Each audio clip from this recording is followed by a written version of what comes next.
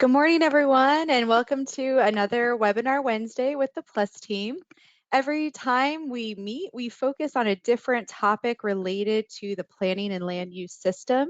And today we're joined by the Department of Code Compliance, and they'll be talking about submitting a complaint through enforcement, which will be available in Release 4, which is happening on October 31st of this month.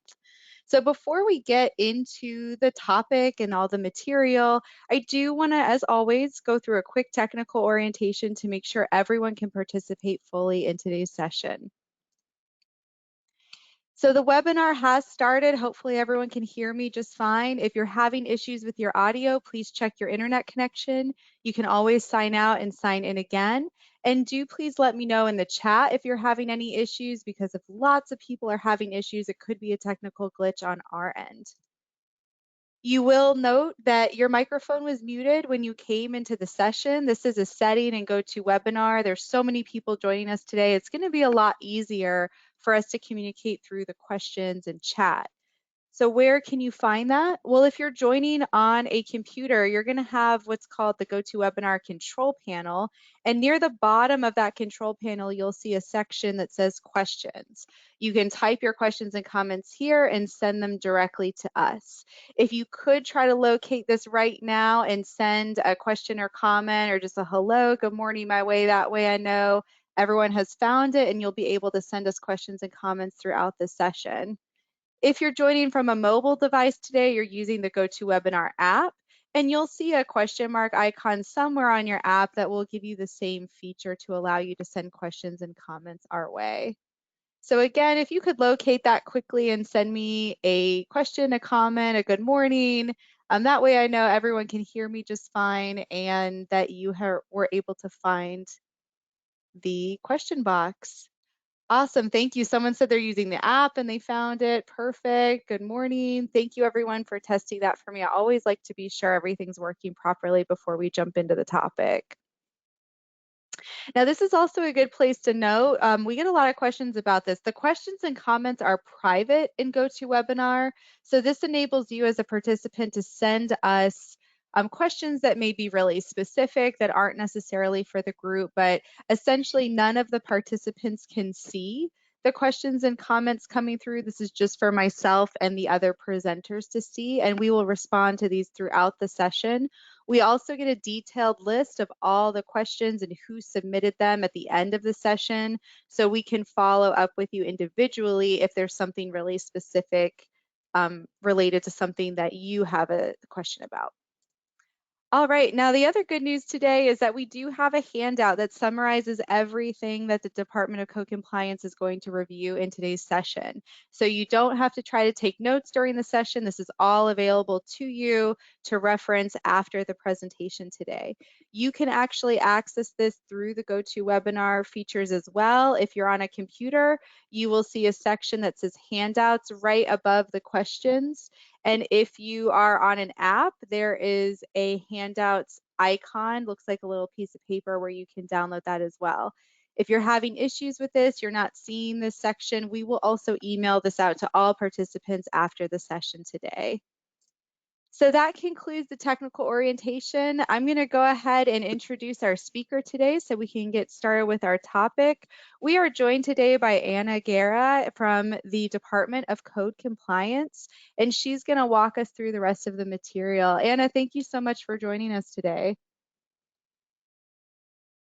Good morning, and thank you for having me. Today, I am going to go over on how to submit a complaint online, how to check that complaint as well, or how to check a status of a complaint. And I'll go ahead and demo both of those. I'll go ahead and demo the demonstration of how to submit the complaint. And if you have any questions, I can answer them at that point. And then I'll go ahead and do a demonstration on how to search that complaint, search a complaint status as well. So if you're all ready, we'll go ahead and get started.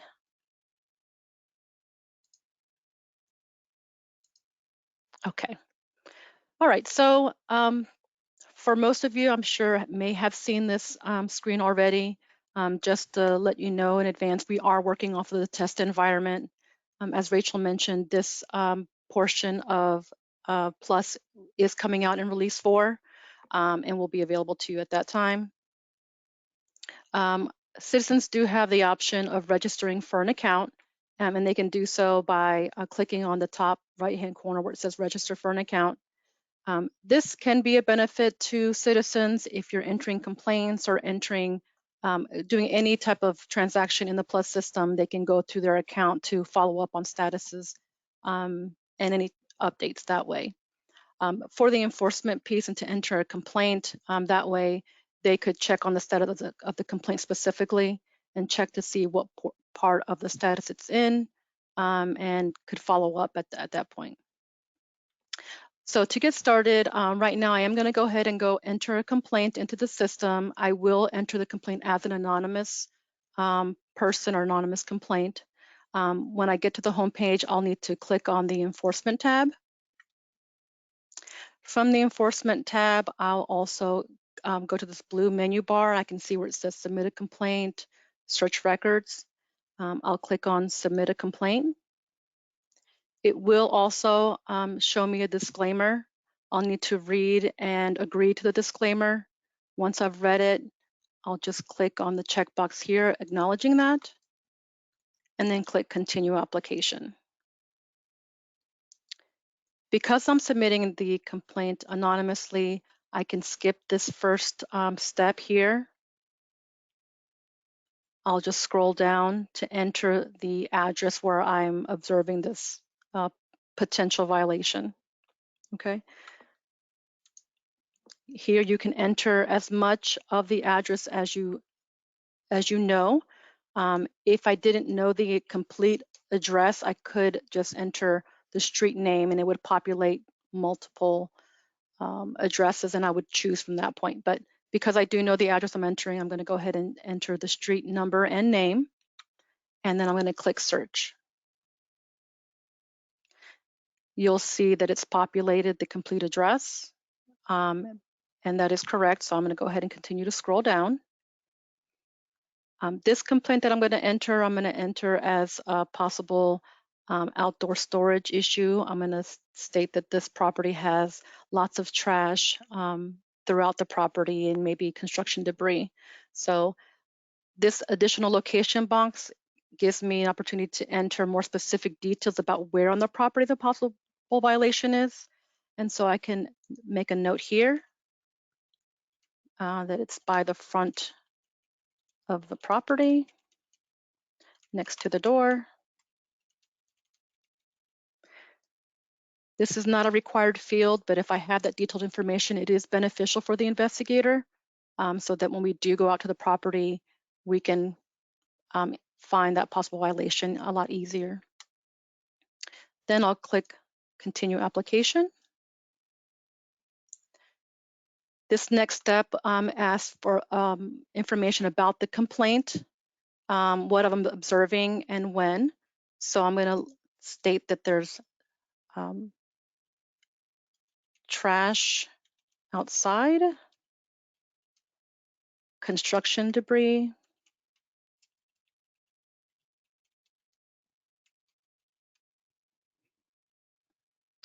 in front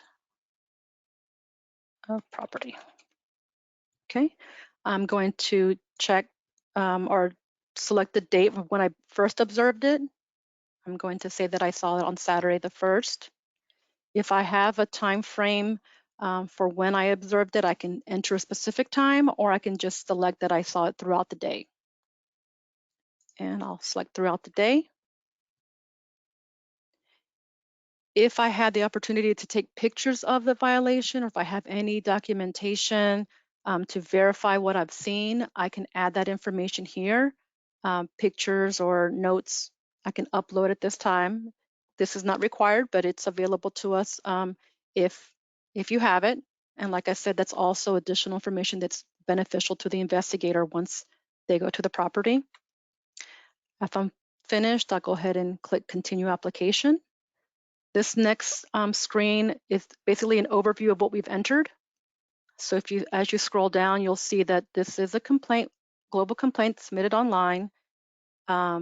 This is the address that I've submitted. It does give me additional information about the property, so the parcel ID.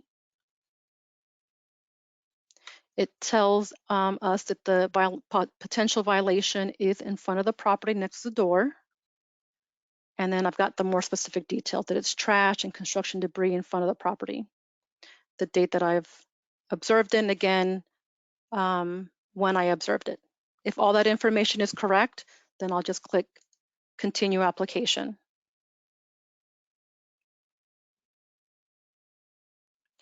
Once I click Continue Application, this does submit that complaint to us into our system, and at that point we'll create a reference number, which would be an enforcement complaint number, and we'll see that in just a second. Okay, so as you can see here, it says thank you for submitting, or thank you for using the online service for your submission. A confirmation email will follow. Now, a confirmation email will only be sent to you if I was registered, or if I submitted my complaint, my information, I should say, my name and an email address. Because this was submitted anonymously, I'm not going to receive anything. But as I mentioned, right here is the enforcement complaint number that's been assigned to this case. Are there any questions so far?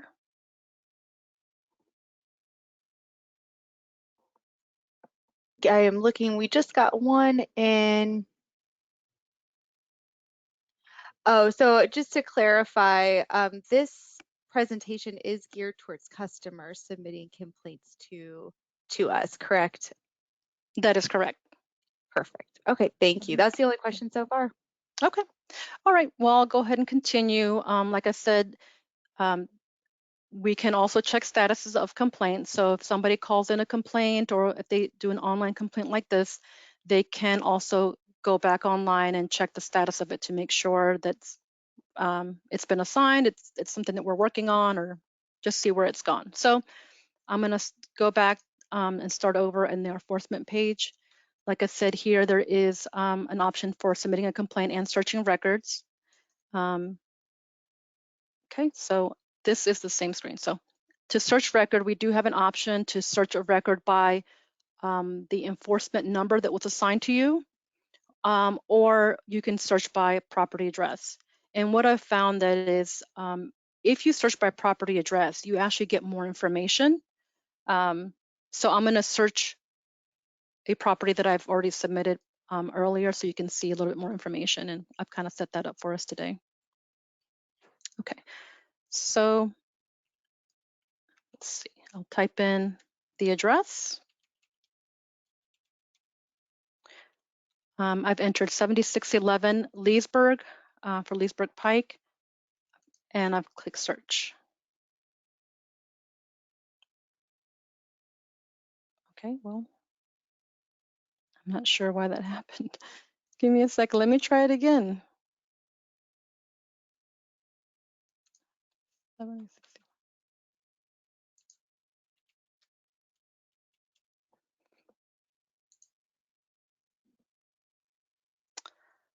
Well, I do apologize. I'm not sure why it's not coming up, because this is one that I did set up for us earlier, but I do have another address that we can use. So let me try our second address.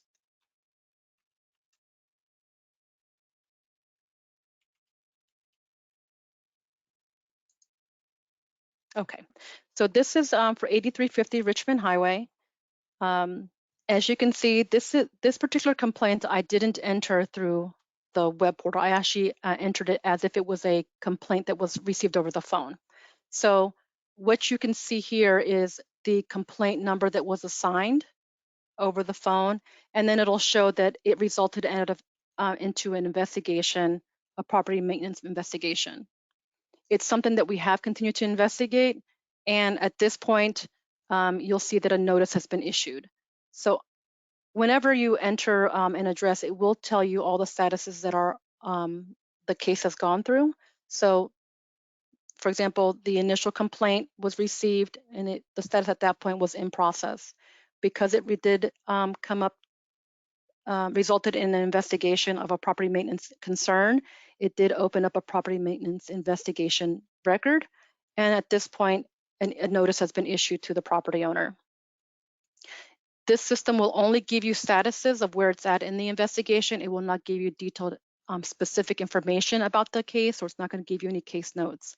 For more specific information, we ask that the citizens call us directly, and we can and get them in contact with the investigator assigned for specifics.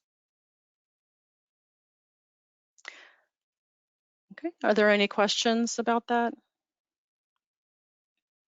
Nope, no questions at this time. Okay. All right. Well, thank you everybody for attending. And if you have any other questions, just let myself or Rachel know, and I'll do my best to get back to you guys with an answer. Okay, excellent. One question did just come in. If you click the record number, does that allow customers to see any additional information? It will drill down and give you some more information. It's still very limited. It's basically going to give you the same information we just saw. So by clicking on the property maintenance investigation record, it just says exactly that, property maintenance investigation, and the status right now that a notice was issued.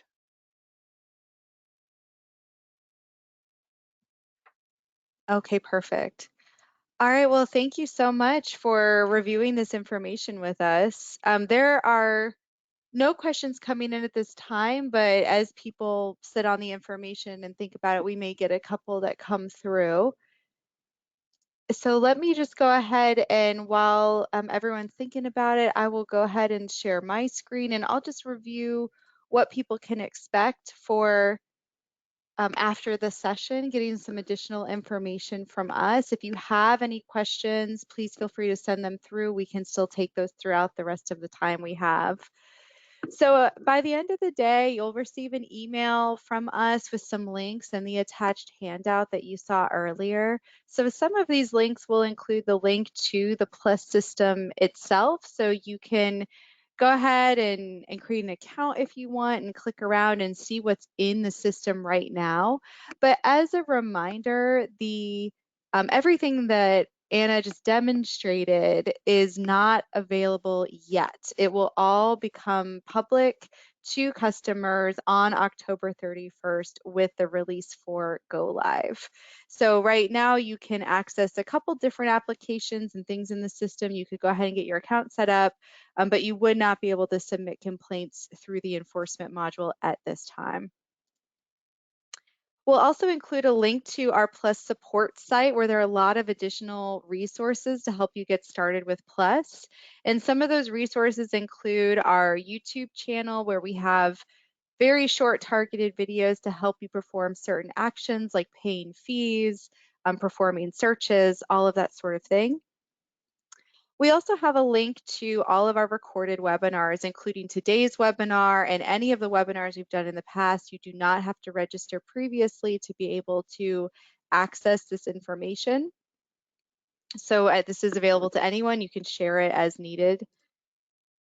And we will include some links to our upcoming sessions. So next week, we're going to have a session with Site. They are going live with the majority of their records in Release 4 on October 31st.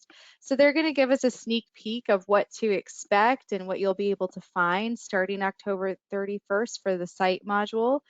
And then the week after that, we're going to do a sneak peek at what's called the digital plan room, which is integrated with the Plus platform and allows customers to submit plans through Plus related to their various projects. So we'll have a demonstration of that, showing you how to go through all of that.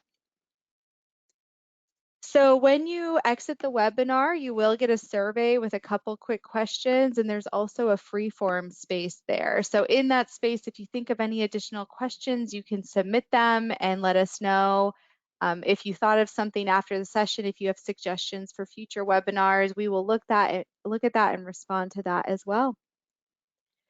So Anna, I'm still not seeing any questions come through, but I will keep an eye on the webinar and I'll forward anything to you that might be specific that we can follow up on. Great, thank you so much. All right, thank you all so much for your time today, and we will be sure to get this email out to you by the end of the day with all the information. You can always reach out to us at any time.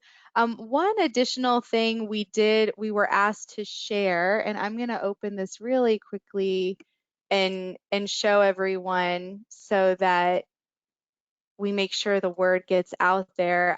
Hopefully, you all are aware we've been sending out a lot of communications.